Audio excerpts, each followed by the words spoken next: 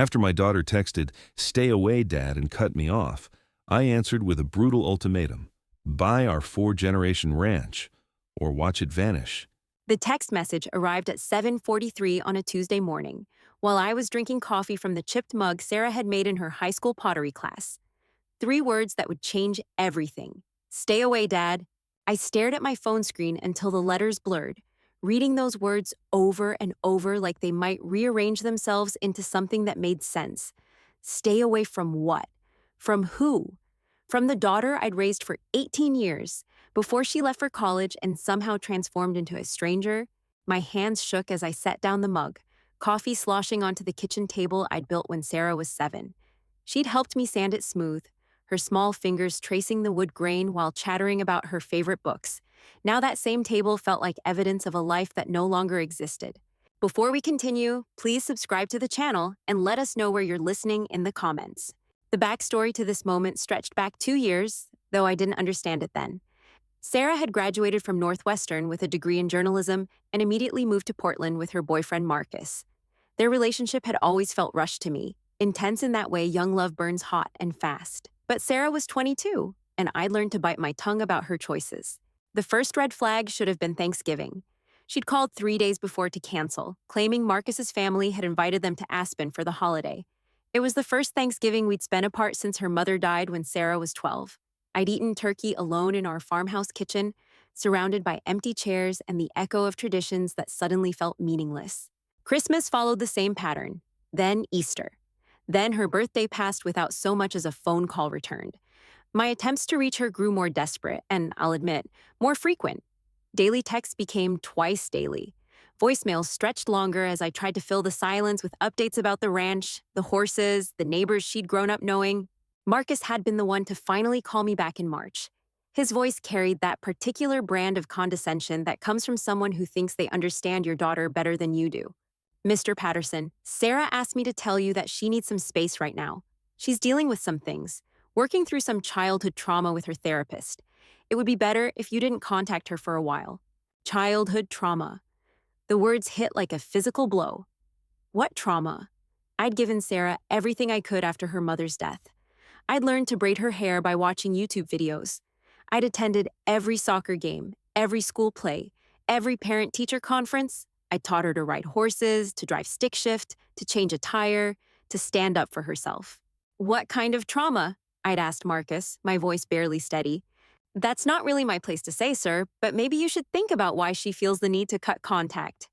The line went dead, leaving me alone with questions that multiplied like weeds in spring rain. For 3 months, I'd respected her wishes. I'd stopped calling, stopped texting, stopped sending the care packages I'd been mailing to her apartment. The silence stretched between us like barbed wire, cutting deeper with each passing day. I threw myself into ranch work, mending fences and fixing equipment that didn't need fixing. Anything to keep my hands busy and my mind from wandering to the empty bedroom upstairs. But Tuesday morning's text message changed everything. "Stay away, Dad," wasn't a request for space. It was a declaration of war. I walked outside to the front porch, where the morning air still carried the chill of high country spring. The Crazy Horse Ranch stretched out before me in all directions, 4,000 acres of Montana grassland rolling toward the Absaroka Mountains. This land had been in my family for 4 generations. My great-grandfather had homesteaded here in 1891. My grandfather had survived the Depression by raising cattle and breaking horses. My father had modernized the operation, adding the guest ranch component that now brought city folks out to play cowboy for a week. Sarah had grown up on this land. She'd taken her first steps in the main house kitchen. She'd learned to walk in the pasture behind the barn, chasing chickens and gathering eggs. Every summer, she'd helped me guide trail rides for guests, her small hands confident on the reins as she led city kids on gentle horses through meadows bright with wildflowers. This ranch was her inheritance, her birthright, her history written in hoof prints and fence posts, and the carved initials we'd left on the old cottonwood by the creek. And now she was telling me to stay away from it. From her? I pulled out my phone and started typing a response, then deleted it. Started again, deleted again. What do you say to a daughter who's erased you from her life? How do you bridge a gap when you don't even understand how it got so wide? Instead of texting back, I did something that would have seemed impossible 6 months earlier. I called my lawyer. Tom, it's Jack Patterson out at Crazy Horse. I need to ask you about something, and I need you to be straight with me. Tom Bradley had been handling legal work for ranchers in Park County for 30 years. He'd drawn up my will, handled the paperwork when I'd bought additional acreage from the Morrison family, and helped me navigate the insurance nightmare after Ellen died. His voice carried the careful neutrality of a man who'd learned not to judge his clients' requests, no matter how strange they might sound. What can I do for you, Jack? If I wanted to sell the ranch, how quickly could it happen? The silence stretched long enough that I wondered if the call had dropped. Finally, Tom cleared his throat. Jack, are you feeling all right? This ranch has been in your family for over a century. Why would you want to sell? I didn't say I wanted to sell it, Tom. I asked how quickly I could sell it if I needed to. Well, with the right buyer and cash on the table, probably 90 days. Maybe 60 if we found someone who really wanted it and was willing to pay asking price without a lot of negotiation. But Jack, this is a big decision. Maybe you should think about it for a while. Talk to Sarah about it. Sarah, the daughter who'd just told me to stay away? What if the buyer was Sarah herself? Another long pause. You're Sarah? She'd have to qualify for a loan that size, Jack. Ranch land in this area is going for premium prices right now, especially a spread like yours with the guest operation already established. We're talking about several million dollars. Several million dollars. More money than Sarah had ever seen.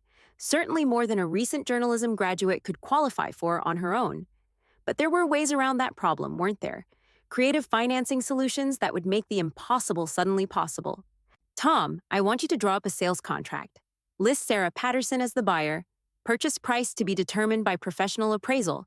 Include a clause for owner financing at 1% interest over 30 years. 1%? Jack, that's basically giving it away. You could get market rate interest at least. I don't want market rate. I want 1%. Can you do it or not? I can do it, but I don't understand why you would. This ranch is your life's work, Jack. It's your legacy. My legacy? I looked out over the pastures where Sarah had learned to rope calves, where she'd helped me deliver foals on cold spring nights, where she'd sat beside me on the porch swing every summer evening until she left for college and discovered that her childhood home was apparently something she needed to stay away from. Maybe my legacy needs a new owner, Tom. Draw up the papers. After I hung up, I sat on the porch steps and tried to piece together where everything had gone wrong. Sarah had been happy here, hadn't she? She'd brought friends home from college, showing them around the ranch with obvious pride. She talked about maybe coming back someday, about raising her own children in the same house where she'd grown up. But something had shifted during her senior year. Phone calls became shorter, visits home less frequent. She'd started seeing that therapist Marcus mentioned, started talking about processing her past and healing from things I couldn't identify. When I'd asked her directly what was troubling her, she just said she was figuring some things out and needed time to think. Time to think had apparently led her to the conclusion that I was someone she needed to stay away from. My phone buzzed with an incoming call. Sarah's name appeared on the screen, and my heart hammered against my ribs as I answered. Dad? Her voice sounded smaller than it had in months, uncertain in a way that reminded me of the little girl who used to wake me up during thunderstorms. Hi, sweetheart. I got your text this morning. I know, I shouldn't have sent it. Marcus said I should just block your number, but I couldn't do that without explaining first. Marcus, of course he was involved in this conversation somehow. What do you need to explain, Sarah? Because I have to tell you, I'm pretty confused about what's happening between us. I've been working with my therapist on some childhood issues, Dad. Things I remember differently than you might. Things that affected me more than I realized at the time. I sat forward on the porch steps, my grip tightening on the phone. What kind of things, Sarah? Help me understand. It's complicated, Dad. Dr. Martinez says that children often don't recognize unhealthy patterns until they're adults and can process them with proper perspective. Dr. Martinez, another name I'd never heard before, another person who apparently knew my daughter better than I did. What patterns are we talking about? Sarah's voice wavered, like she was reading from notes she'd prepared. The isolation, for one thing. Growing up so far from town, from other kids my age, having to work on the ranch instead of having normal teenage experiences, the way you made all the decisions about my life without asking what I wanted. Each accusation felt like a physical blow. The isolation? We'd lived 30 miles from town, but she'd had friends, activities, a normal childhood. The work? She'd helped with chores like every ranch kid, but I'd never forced her to do anything she didn't want to do. The decisions? I'd been a single father trying to raise a daughter in a world that didn't come with an instruction manual. Sarah, you love this ranch. You told me so 100 times. You brought your college friends here and showed them everything with such pride. That's what Dr. Martinez calls learned helplessness, Dad. Children adapt to their circumstances because they have no choice. They convince themselves they're happy because the alternative is too painful to accept. The words sounded rehearsed, clinical, like she was reciting definitions from a psychology textbook rather than describing her own memories. This wasn't my daughter talking. This was someone else's interpretation of her childhood, filtered through the lens of a stranger who'd never seen her face light up when a foal was born or watched her teach nervous city kids how to brush a horse. And Marcus agrees with this assessment? Marcus has helped me see things more clearly, yes. He grew up in a normal family, Dad. He knows what healthy relationships look like. A normal family. The phrase stung worse than the rest of it combined. Marcus, who'd grown up in suburban Chicago with 2 parents and a trust fund, was apparently the expert on what constituted normal family life. Not the man who'd learned to French braid hair at midnight when Sarah couldn't sleep, who'd attended every school event, even when it meant leaving ranch work undone, who'd held her while she cried after her first heartbreak and taught her that she deserved better than boys who didn't treat her with respect. So the solution is for me to stay away from you completely? For now, yes. Dr. Martinez says I need to establish healthy boundaries. I need to learn who I am, separate from the person you shaped me to become. The person I shaped her to become? I'd shaped her to become strong, independent, capable of taking care of herself in any situation. I'd shaped her to become someone who could handle adversity without falling apart, who could work hard and find satisfaction in honest labor, who could see beauty in wide open spaces and find peace in solitude when the world got too loud. Apparently, those had been mistakes. How long is for now, Sarah? I don't know, Dad. Maybe a year, maybe longer. Dr. Martinez says healing trauma isn't something you can rush. Trauma. There was that word again, the one that kept getting thrown around without any specific definition. What trauma? The trauma of growing up on a beautiful ranch with a father who loved her more than his own life? The trauma of inheriting a legacy that most people could only dream of? The trauma of having someone who would have moved mountains to make her happy? I love you, Sarah. I've always loved you. If I made mistakes raising you, I'm sorry, but I did the best I could with what I knew. I know you think you love me, Dad, but Dr. Martinez says that sometimes what parents call love is actually control disguised as affection. The phone felt heavy in my hand, like it weighed 1,000 pounds. My daughter was dissecting 22 years of our relationship with clinical precision, turning every memory into evidence of my failures as a parent. Every sacrifice I'd made, every late night I'd stayed up when she was sick, every dream I'd deferred so she could have better opportunities, all of it reframed as psychological manipulation. Sarah, do you remember when you were 16 and wanted to spend the summer in Europe with that exchange program? Of course I remember. Do you remember me telling you that you couldn't go because it was too expensive and I needed help with the ranch? Yes, her voice was wary now, like she sensed a trap. Do you remember me changing my mind 3 days later and telling you we'd find a way to make it work? Silence on the other end of the line. I sold 12 head of cattle to pay for that trip, Sarah. Cattle I'd been planning to breed for next year's herd. I sold them because I saw how much you wanted to go, and I couldn't stand the thought of being the reason you missed out on something important. That's not how I remember it. Then maybe your memory needs some work, too. Maybe Dr. Martinez should help you remember the whole story, not just the parts that fit her narrative. The words came out harsher than I'd intended, but I was tired of being painted as the villain in my own daughter's life story. I was tired of having my love questioned by people who didn't know the first thing about what we'd been through together. I have to go, Dad. Marcus is taking me to lunch. Sarah, wait. Before you hang up, I need to tell you something. I've made a decision about the ranch. What kind of decision? I'm putting it up for sale.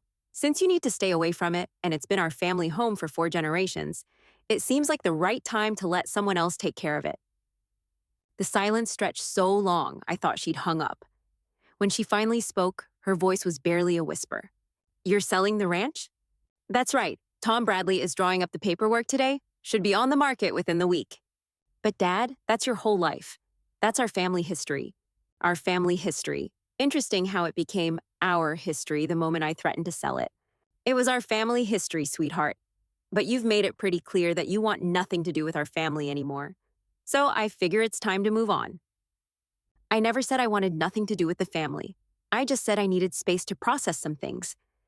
Space from me means space from everything I represent, doesn't it? This ranch, this life, this history we built together? If it's all so traumatic for you, then maybe it's better in someone else's hands. Dad, please don't do anything drastic. Maybe we could talk about this when I'm ready. When will that be, Sarah?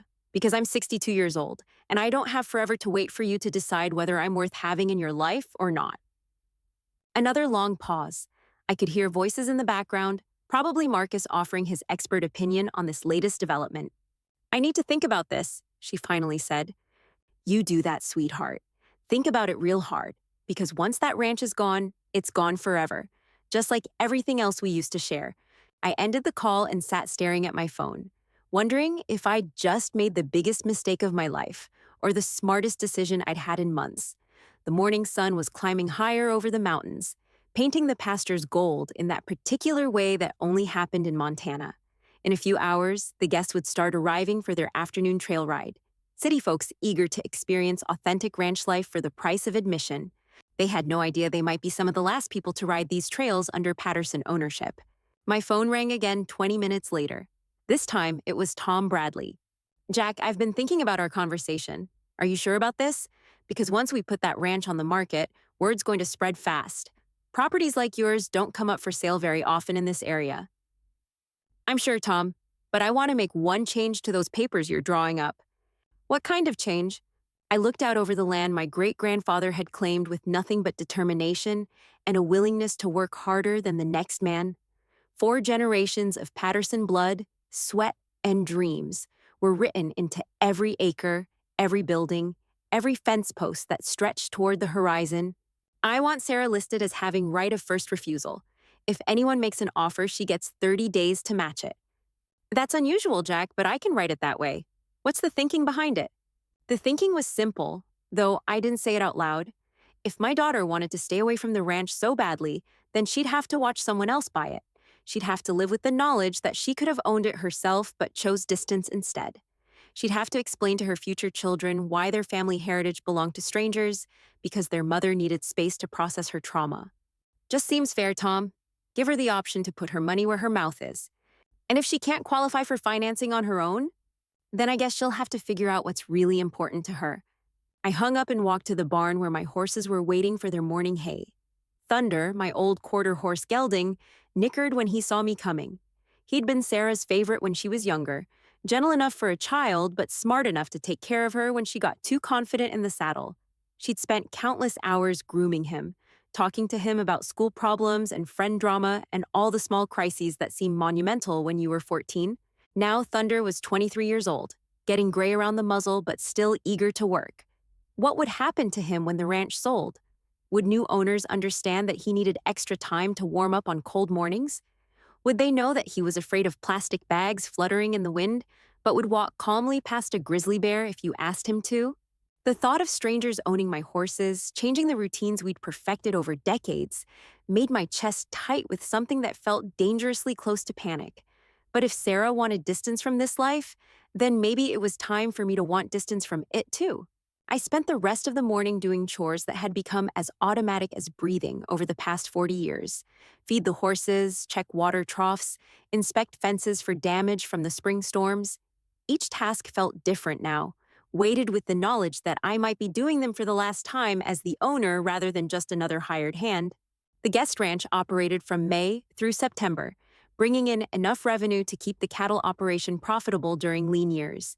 We hosted trail rides, overnight camping trips, and week-long packages that promised authentic Western experiences to people whose closest encounter with livestock usually involved a grocery store meat counter.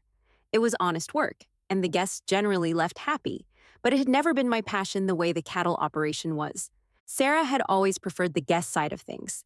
She liked meeting new people, sharing stories about ranch life, teaching nervous riders how to sit in the saddle without falling off. She had a natural gift for making city folks feel comfortable in an environment that could seem overwhelming to anyone who hadn't grown up around large animals and wide open spaces. During her college summers, she'd worked as a trail guide and riding instructor, earning money for textbooks and spending time on the land she claimed to love. The guests adored her, especially the teenage girls who saw her as the embodiment of everything romantic about Western life. She'd grown up confident in the saddle, comfortable with hard work, proud of her heritage. At what point had that pride transformed into trauma?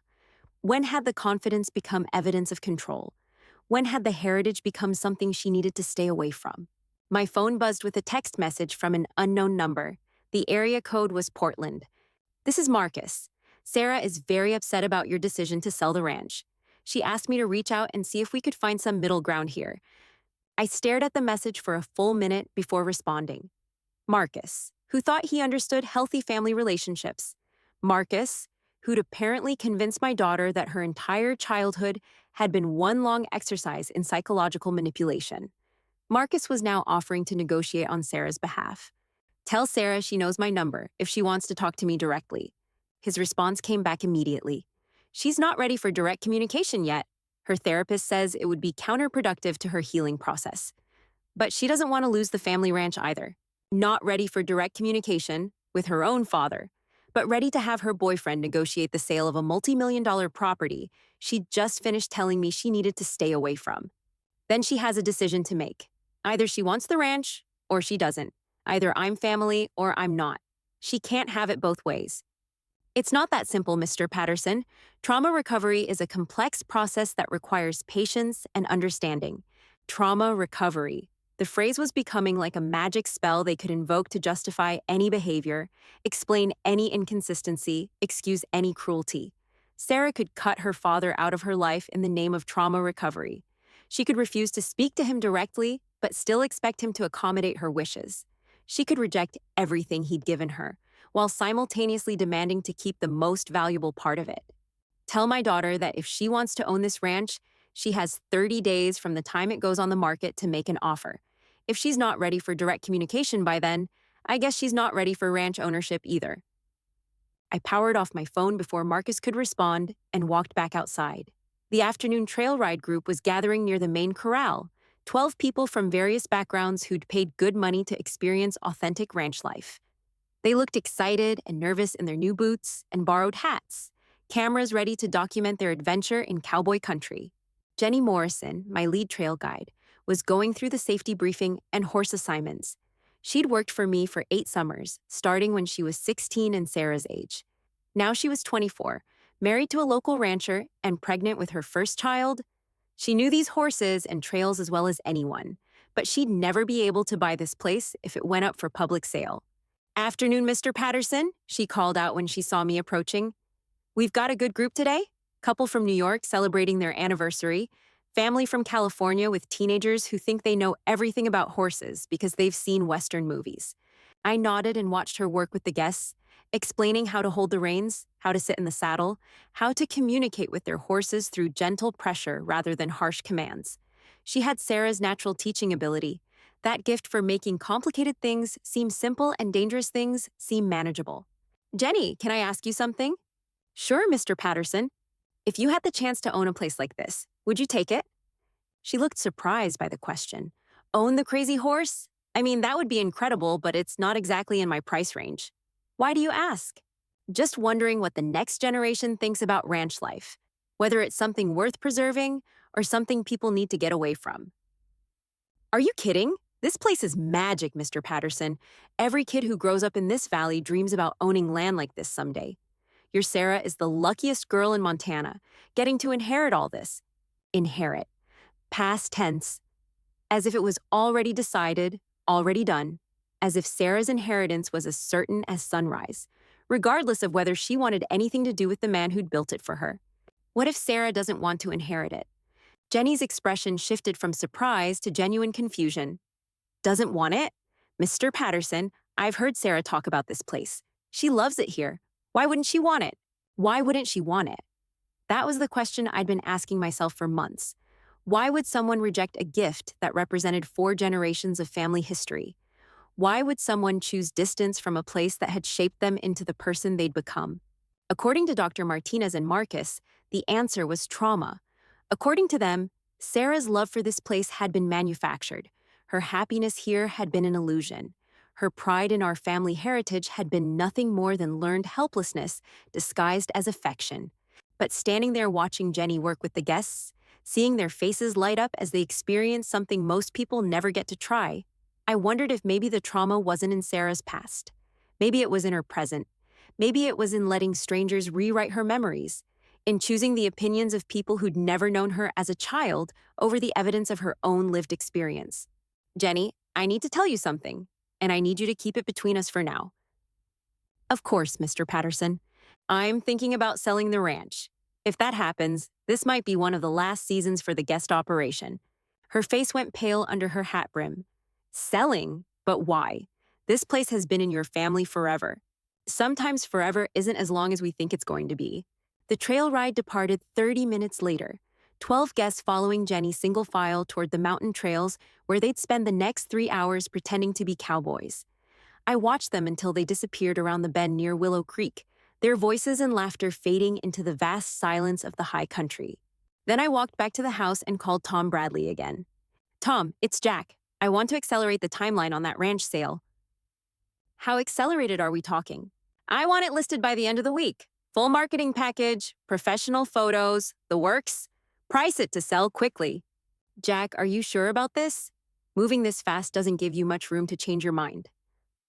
Change my mind, as if there was anything left to change it about, as if Sarah might suddenly realize that staying away from her father meant staying away from everything he'd built for her, as if Dr. Martinez might decide that maybe some childhood experiences were actually positive, even if they didn't fit the narrative of trauma and recovery. I'm sure, Tom. And Tom, when you write up the listing, make sure it mentions that this ranch has been family-owned for 4 generations. Make sure potential buyers know they're not just buying land and buildings. They're buying a legacy. A legacy that was about to belong to strangers because the person who should have inherited it needed space to process her trauma instead.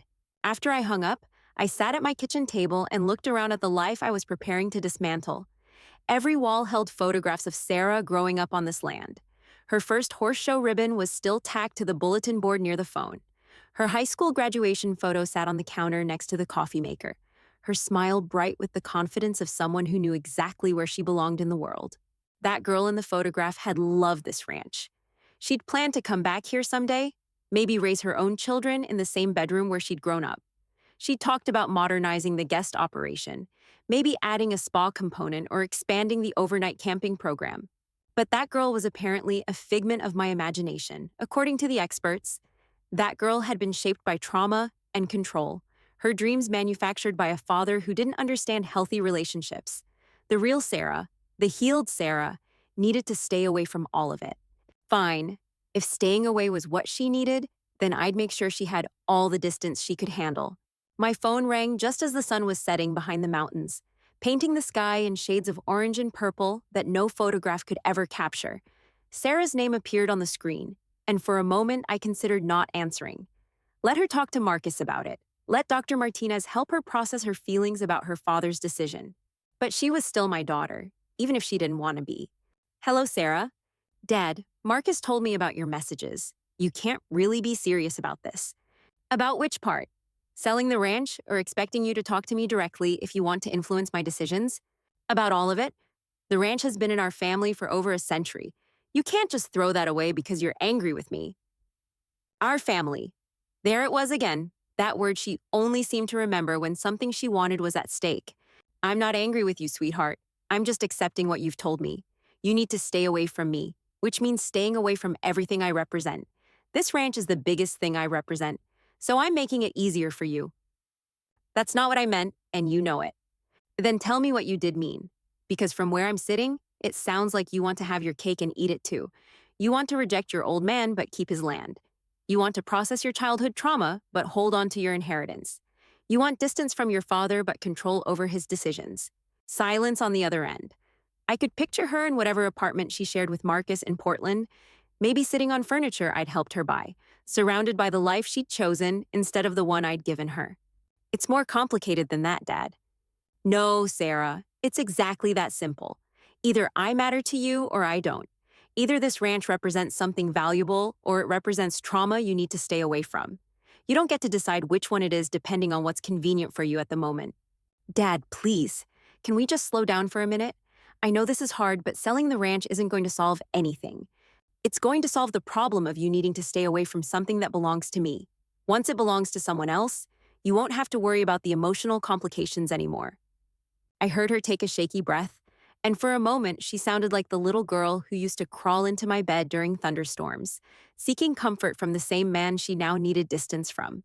What if I wanted to buy it myself? The question hung between us like smoke from a campfire, visible but impossible to grasp. I set down my coffee mug and walked to the window, where I could see the barn lights glowing in the gathering darkness. "Do you want to buy it, Sarah?" "I think so, maybe. I don't know yet." "That's not an answer, sweetheart. Either you want it or you don't. Either it's worth fighting for, or it's not." "It's complicated, Dad. Dr. Martinez says I need to separate my emotional attachment to the place from my relationship with you. She thinks I might be confusing love for the land with unresolved feelings about my childhood."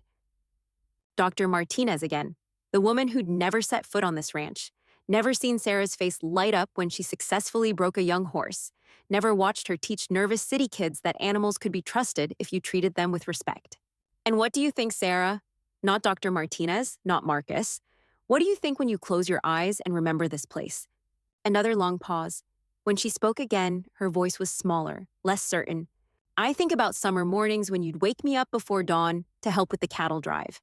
I hated getting up that early, but once we were out there with the horses and the mountains and all that space, I felt like I could breathe deeper than anywhere else in the world." My throat tightened. Those cattle drives had been some of our best times together, just the two of us working in comfortable silence while the sun painted the peaks gold and the horses picked their way carefully through the sagebrush. "What else do you remember?" "I remember the guest families who came back year after year because they said this was the only place their kids ever felt truly free. I remember Mrs. Chen from San Francisco, who cried when she had to leave because her husband had just died, and this was the first place she'd felt peaceful since the funeral." "Those are good memories, Sarah." "They are, but Dr. Martinez says that doesn't mean the environment was healthy for me as a child. She says children can have positive feelings about situations that were actually harmful to their development." I closed my eyes and counted to 10, reminding myself that getting angry at a therapist I'd never met wouldn't help my relationship with my daughter. "Sarah, do you trust your own memories and feelings? Or do you trust what other people tell you those memories and feelings should mean?" "I don't know anymore, Dad. That's the problem. I can't tell what's real and what's just what I convinced myself was real because I didn't have other options." The pain in her voice was genuine, and I felt my anger soften into something that might have been understanding. Maybe she really was confused. Maybe having other people analyze her childhood had made her doubt her own experience.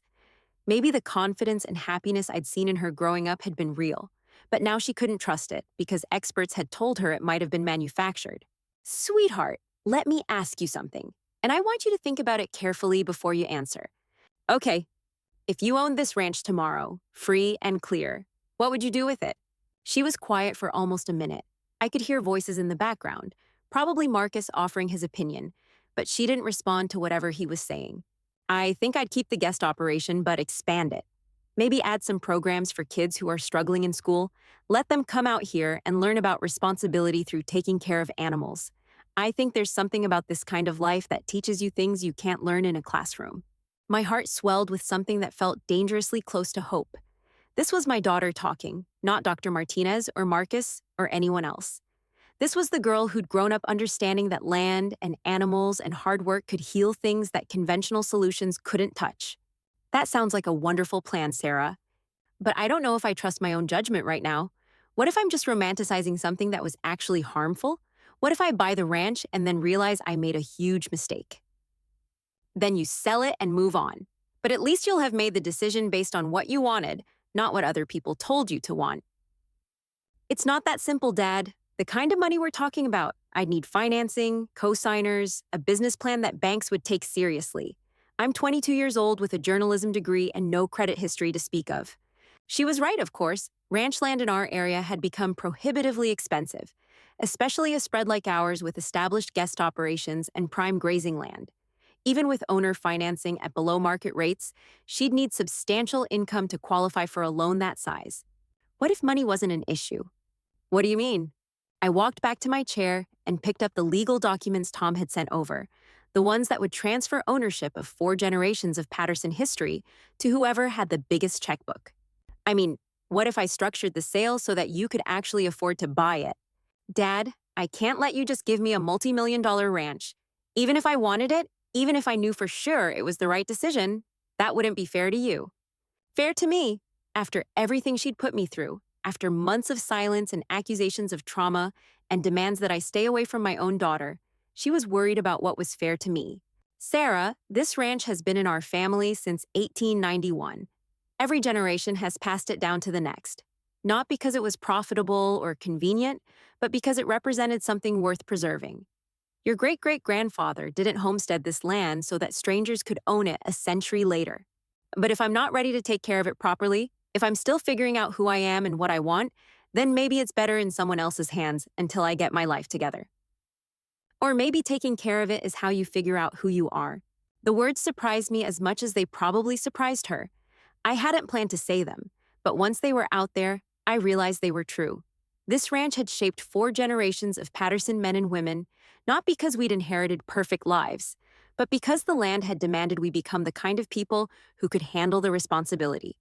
You think owning the ranch would help me heal? I think owning the ranch would force you to stop analyzing your childhood and start building your future. I think it would give you something bigger than your own problems to focus on. And I think it would reconnect you with the part of yourself that knew exactly who you were before other people started telling you who you should be. Marcus's voice became audible in the background, urgent and insistent. Sarah covered the phone, but I could still hear pieces of their conversation. Something about not making emotional decisions, about needing more time to process, about the importance of maintaining healthy boundaries. When Sarah came back on the line, her voice had changed. The uncertainty was gone, replaced by something that sounded like the girl I'd raised. Dad, if I decided I wanted to try to buy the ranch, how would that work? Tom Bradley has already drawn up papers giving you right of first refusal. If anyone makes an offer, you get 30 days to match it. But Sarah, if you're going to do this, you need to understand what you're taking on. What do you mean? I mean, this isn't just about owning pretty land and playing cowgirl for Instagram photos. This is about getting up at 5 in the morning when it's 20 below zero because the cattle need hay. This is about working 18-hour days during calving season and not taking a real vacation for years at a time because the animals depend on you. This is about making decisions that affect not just your own livelihood, but the families of everyone who works for you. I know that, Dad. I grew up here, remember? I remember a teenager who helped out when it was convenient and went to college when it got hard. I'm talking about adult responsibility now, Sarah. I'm talking about the kind of commitment that doesn't leave room for staying away when things get complicated. The silence stretched between us, filled with the weight of everything we weren't saying. Finally, Sarah spoke. What would the terms be? If I wanted to make an offer? I looked at the papers Tom had prepared, the ones that would give her the ranch at a price she could actually afford if she was serious about wanting it. Purchase price based on professional appraisal, which will probably come in around $3.2 million. Owner financing at 1% interest over 30 years. Down payment of 10%, which you could work off by managing the guest operation for the first 2 seasons. 1% interest? Dad, that's basically giving it away. It's keeping it in the family, which is worth more to me than making a profit. More background conversation with Marcus, this time heated enough that I could catch fragments. Something about manipulation, about guilt tactics, about the importance of making independent decisions. Then Sarah's voice, sharper than I'd heard it in months. Marcus, this is my family's ranch and my decision. Please let me handle this. When she came back to the phone, she sounded different, stronger, more like the confident young woman who'd left for college 4 years ago. Dad, I want to think about this seriously. Not just the financial part, but whether I'm ready for the responsibility you're talking about. Can you give me some time? How much time? 2 weeks. I want to drive out there and spend some time on the property. Remember what it feels like to be there without the pressure of a visit or the complications of our relationship. I want to see if the place still feels like home, or if that was just childhood nostalgia. 2 weeks. 14 days for her to decide whether 4 generations of family history was worth preserving, or whether her need for distance was more important than her heritage. What about your need to stay away from me? I'll stay in the guest cabin by the creek. You can go about your normal routine, and I'll go about mine. We don't have to interact more than necessary for practical purposes. The guest cabin, she wanted to evaluate the ranch that had been her home for 18 years by staying in the cabin we rented to strangers. The symbolism wasn't lost on either of us. And Marcus? Marcus can stay in Portland. This is something I need to figure out on my own.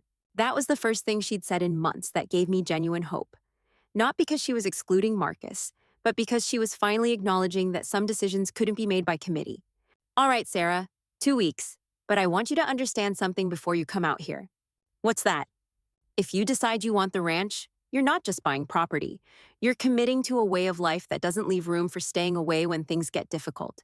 You're taking responsibility for something bigger than yourself, and you're accepting that some relationships are worth working through instead of walking away from. I understand, Dad. I hope you do, sweetheart, because this isn't a decision you get to unmake 6 months from now, when Dr. Martinez decides you're having unhealthy feelings about rural life. For the first time in our conversation, Sarah laughed. It was a small sound, barely more than a breath, but it reminded me of the girl who used to giggle when I told terrible jokes during long trail rides. I'll see you in a few days, Dad.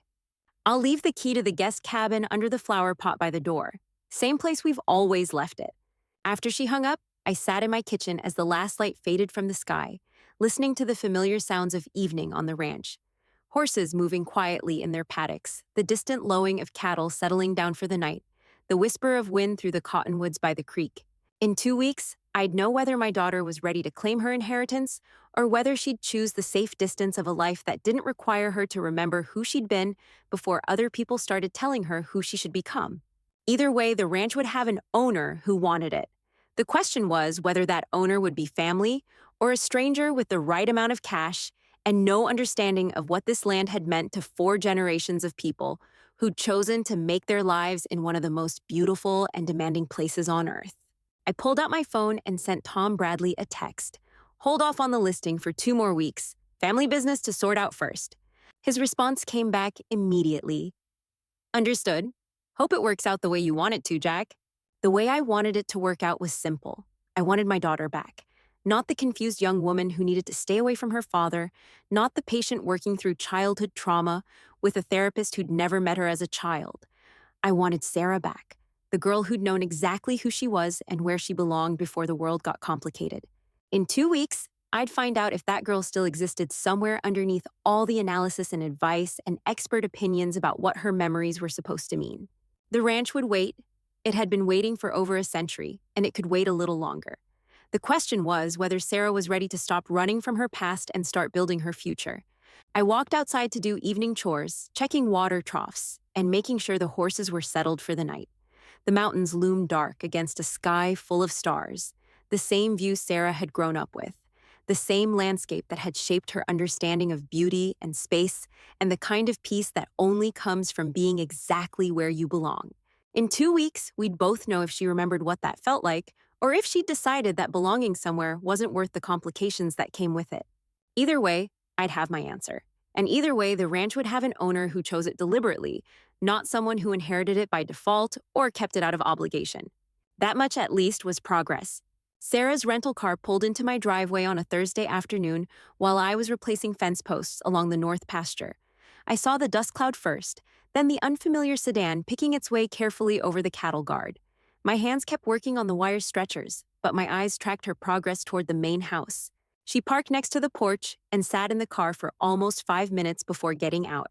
From my distance, I could see her looking around at the property like she was seeing it for the first time, taking inventory of what had changed and what had stayed the same. When she finally emerged, she moved with the uncertain steps of someone visiting a place that used to be home. I gave her space to settle in, waiting until evening to walk past the guest cabin. Light glowed golden in the windows, and I could see her silhouette moving around inside. She'd always been restless when she was thinking hard about something. Even as a child, she'd pace when she was working through a problem or trying to make a difficult decision. The next morning, I found boot prints in the soft earth around the barn. She'd been out early, probably checking on Thunder and the other horses she'd grown up with. The old quarter horse's stall showed signs of extra attention, fresh water, and an apple core in his feed bucket. Some habits died hard, apparently. We didn't speak for the first 3 days. I'd catch glimpses of her riding the fence lines on Thunder, or sitting by the creek where she used to go when she needed to think.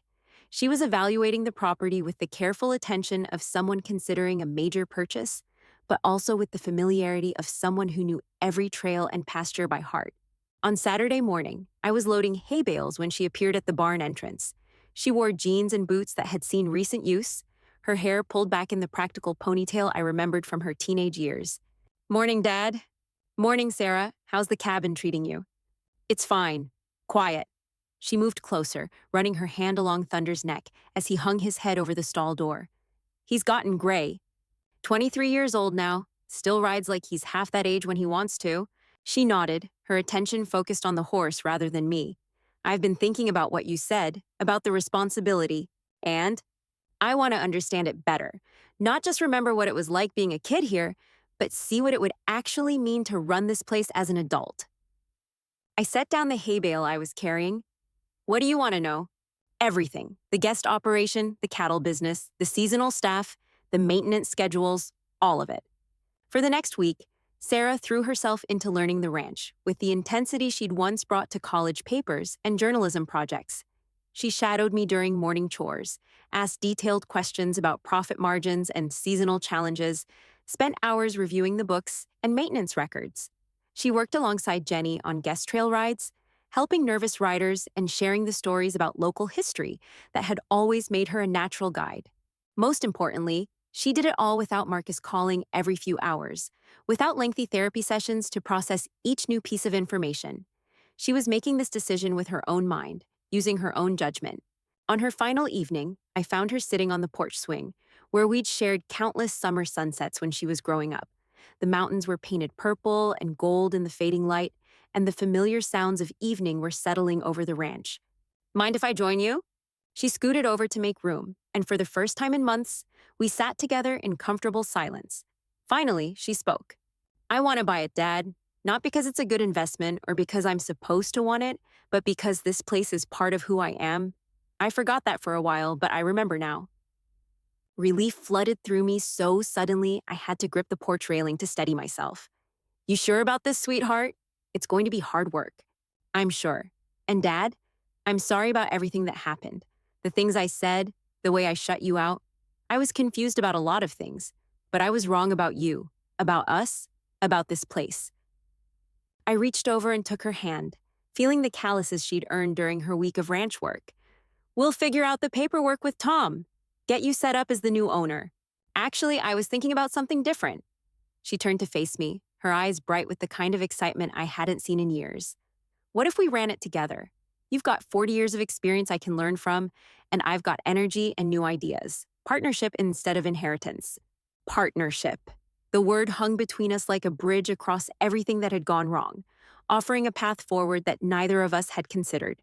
"That might work," I said, squeezing her hand. "That might work just fine." The stars were coming out over the Crazy Horse Ranch, same as they had for over a century. But tonight they were shining on a future that looked entirely different than it had 2 weeks ago. Sarah was home, not as the confused young woman who needed to stay away, but as the partner who was ready to help carry on 4 generations of family legacy. Sometimes the best inheritance isn't property or money. Sometimes it's the chance to remember who you really are. If you like this story, please like this video, subscribe to the channel, and share your impressions of this story in the comments. To listen to the next story, click on the box on the left. Thank you for watching.